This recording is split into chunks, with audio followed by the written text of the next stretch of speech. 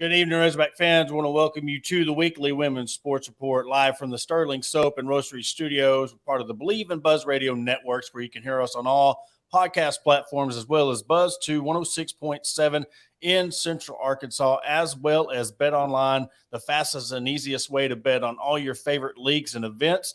Head on over to betonline.ag to join and receive your 50% welcome bonus on your first deposit. Make sure to use the promo code BLEAV to receive your rewards. Bet online where the game starts. And we'll go to the Meadows Lumber hotline, bring in Coach Hale. We talked about before we started recording portal opening, so kind of busy day.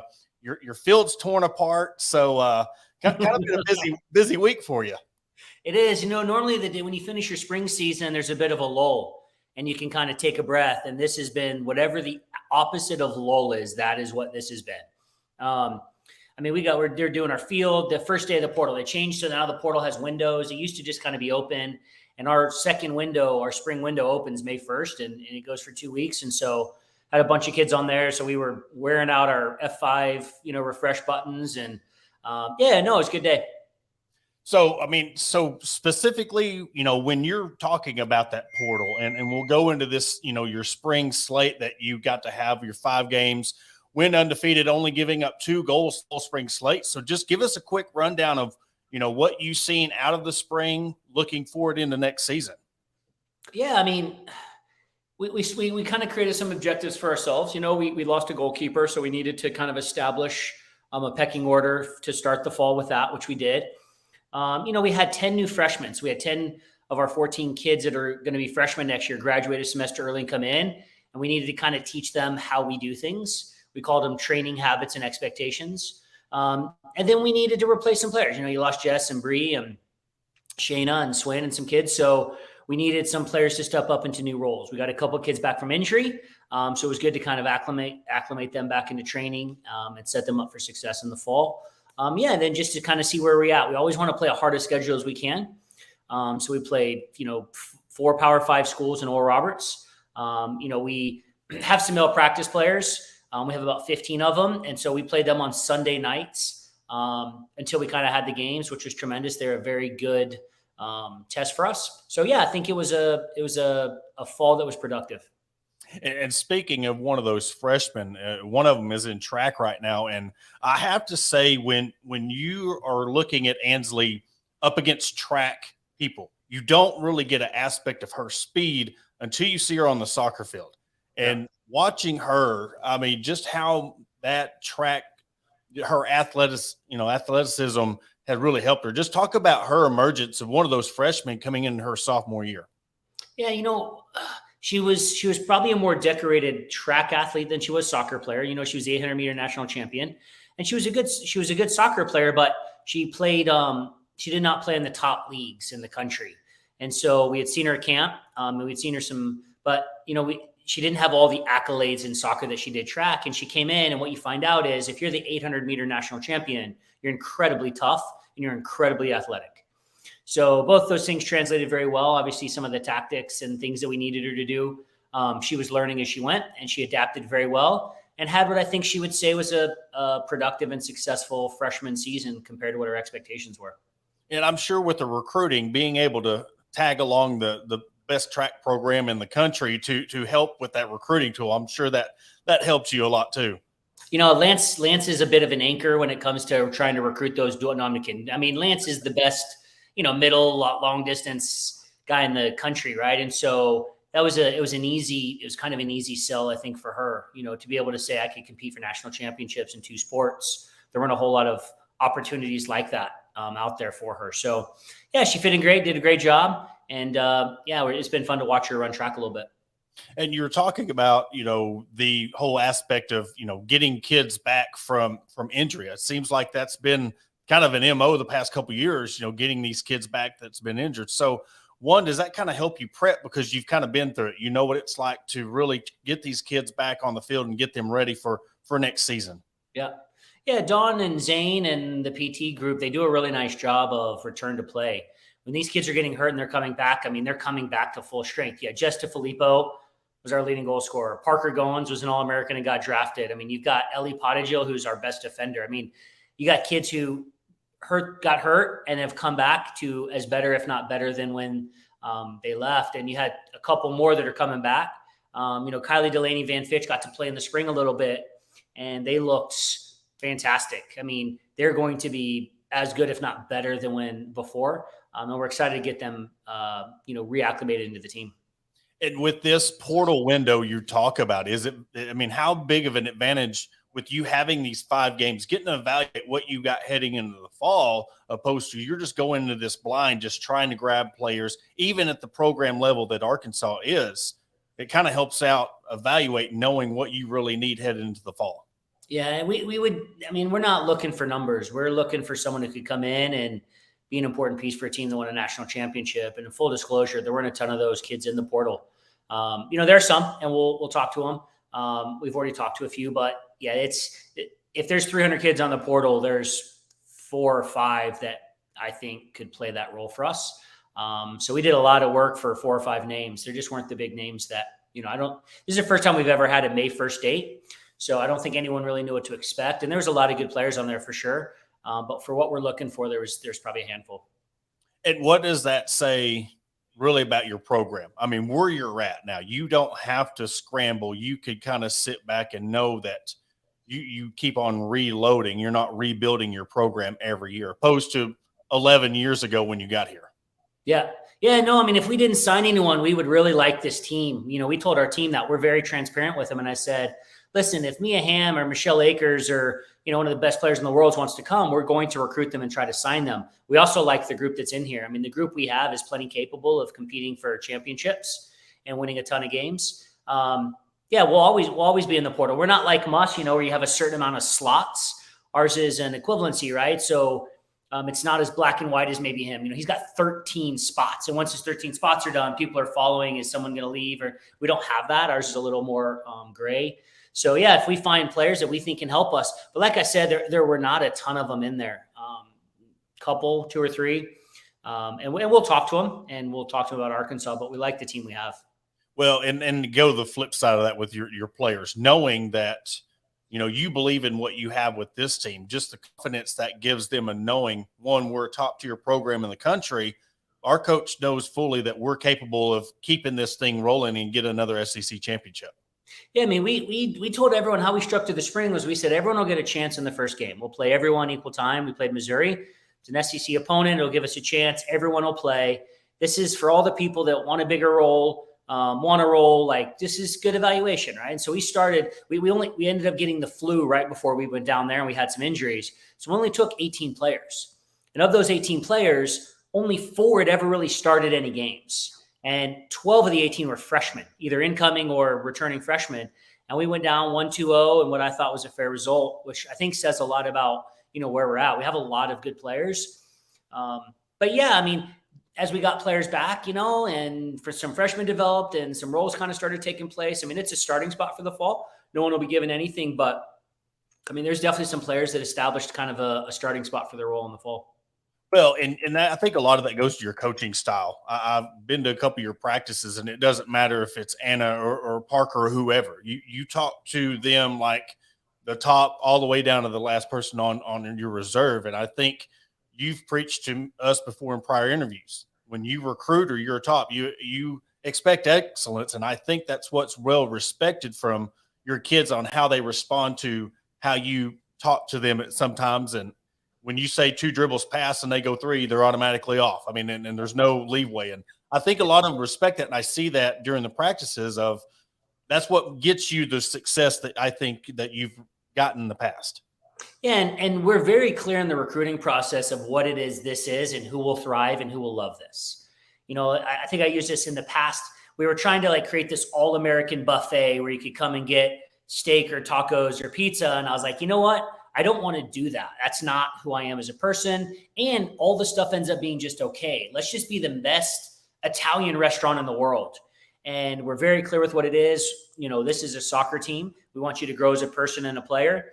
But this is, we're here to try to win and win championships and help you become a better soccer player. And what we have found is some unbelievable young women, student athletes who you would hire to do any job in the world because they're just, I can't say the word that they are, BA. They are awesome and they're tough and they're resilient.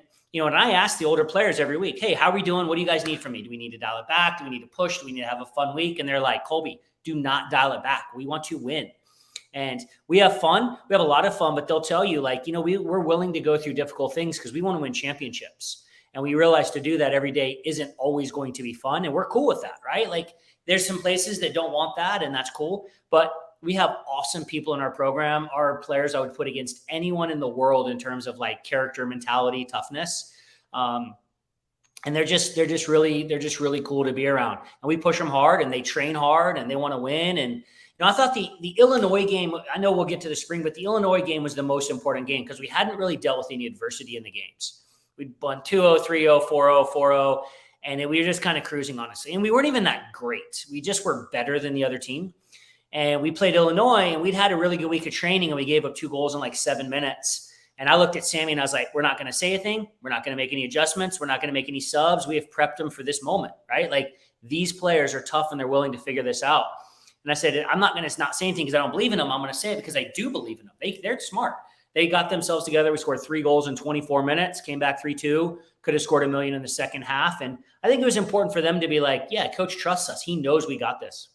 Well, and what I was going to ask you is the fact that you when you really do something wrong and your parents don't say a word to you, you realize you're more in trouble than if a coach says something. So, it was almost like that tactic of okay, he's not saying nothing. We better get it together because if he's not saying nothing now, we're going to hear about it after the game. Yeah, and they know they're good enough. They know they play with tremendous confidence. And they went down 2-0. We created plenty of chances. It never felt like we were going to lose that game. If we needed to score 7 goals, we could have and we would have. And they knew it. I knew it. We all knew it. And you know what? We just said, hey, let them figure it out. They brought themselves in. We have tremendous leaders on this team. We have a bunch of, we have some young kids, but we're going to be a mature team. And no one panicked. We scored 3 goals. And if we would have needed 7, we score a goal at 2-1. Sierra makes a penalty kick save that could have made it 3-1. And even then I would have been fine. We scored 2-2, 3-2, and we could have scored as many as we needed. Well, you talk about that not panicking and how much does that really help you moving forward when you do get into those games where it's, say, the 85th minute, you're down 1-0 and, some teams would panic and try to really get outside their game. What does that say about your team? And as young as you say your team is, that says a lot about the maturity of this program. No doubt. And the older players are as good of leaders as we've had. And they're different, right? They're all a little different, but we tell them we're going to make training as hard as we can. So when you get in these moments, you're prepped.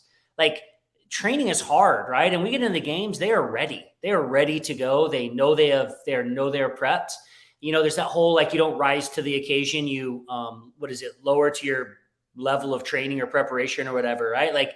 We're going to play how we train, and we train hard, and we have awesome people in the program. And if you spent 5 minutes with any 3 of them, you would come away and say, yep, I see why they win. Those are some pretty impressive people. Well, and what I was going to ask you too is just how much pressure, I guess we'll kind of go back to this last season and moving into this year, how much pressure coming off back-to-back SEC wins was on this team to once again repeat, because that's become the expectation of the program, and that it didn't happen, but yet they still accepted that, hey, we're still as good as we think we are. We're still a top tier. So what does that say about the team, and how did they handle kind of being able to take a breath of fresh air and be like, we don't have to win this thing every single year. Yeah. Yeah. I mean, what we talked about was like no one's opinion other than the people in this room matters. They're all going to have them. That's cool. They're allowed to. Fans are awesome. Parents are awesome. But all that really matters is the people in this room. And we got to decide what we want this year to be. Because if we don't do well, they'll say it was a rebuilding year. And that's fine. Everybody's had rebuilding years. Coach Krzyzewski's had rebuilding years, right? Like, but is that what we want this to be? It doesn't need to be. But if it's not going to be a rebuilding year, we need some people to step up because we lost to 5 pros. And, you know, I think part of it was me egging them on a little bit of just reminding them, like, do you want to be the rebuilding year team? And they did not. You know, we recruit fighters. So as soon as you say that to them, they're like, no, this ain't the rebuilding year. And you know what? We went through a little bit more in the season than we had in the past. And I think it played out really well because when it came time, when we needed it, I mean, we smashed Missouri State. We smashed Ohio. I mean, we beat Ohio State 5-2. That could have been 9-2. And then we played Memphis, right? We're up 3-1. They got a couple kind of fortuitous goals, and we didn't panic. Grace made a couple big saves. We made our penalty kicks, and we moved on. And then we went to the number 1 team in the country, and our team was not happy to be there. I mean, we played them toe-to-toe. You know, we're missing a couple key kids. But if you ask anyone how that game went, I mean, Florida State's the best possession team in America, and they couldn't connect passes against us. So we left there not happy, but I think they knew, yeah, like we gave it all, and we're ready for next year.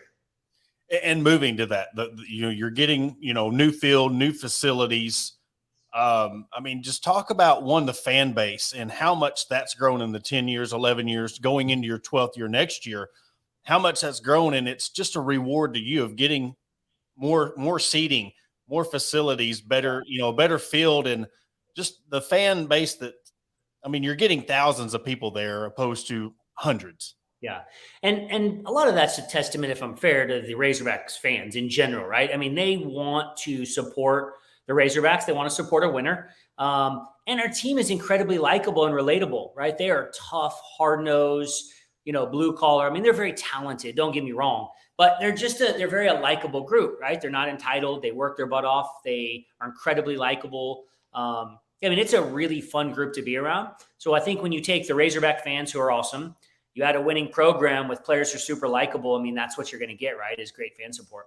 Well, and when you go to your first game, it's almost like going to a hockey game. Look, it's intense. It's physical. Yeah. And when you see, especially in the women's side of the sports world, and you're watching these girls go out there and be tough and be physical, and it really captivates, like, hey, I want to see more of that. And they really get after it, and you can hear the chirping and talking, but it's all gamesmanship when it's done with it. But yeah, it's going to be interesting to see how this team goes next year. Now, the field, will it be done by the fall and everything? What's going on into that? Yeah, they know they got to be done by August 1st. I mean, that's when we start training. Okay. And we'll get creative in the summer. What will you be trying to do in between that, practicing and getting ready for while the field's not there? Well, per the NCAA rules, I mean, it has to be player-led. Okay. And so we have a few players who are kind of in charge of that, and they will communicate to administration what their needs are. And administration is committed to helping them sort that out. I'm not allowed to be we're in basketball, they can practice them. I'm not allowed to practice them over the summer, and I'm not allowed to be involved in the setup of it. So we have a couple of our older players that'll be in charge of, sorting that out. And it's good for them, right? It's good leadership practice where they have to have some responsibility and learn how to communicate and solve problems. So, yeah, I mean, administration's been awesome. They'll help us solve the problems, and I'm pretty sure they have a plan. Well, Coach Hale, it's always a pleasure to have you on again, recapping the spring, moving in, and we'll have you on again, when it gets closer to season and really take a deep dive into next year's squad. Yeah, I think it's something you'll enjoy. It's a pretty good group. Awesome. Well, thank you again, and we'll have you on here in the future. Thanks, sir. Well, that was Coach Hale once again on with the weekly women's sports report presented to you by Fordham Lee Distillery and Hot Works out of Springdale. And that will do it for this episode of the weekly women's sports report. We have the softball game going on right now, but keep true to that big series against Tennessee, and hopefully Arkansas can pull off a victory, and we will catch you on Sunday.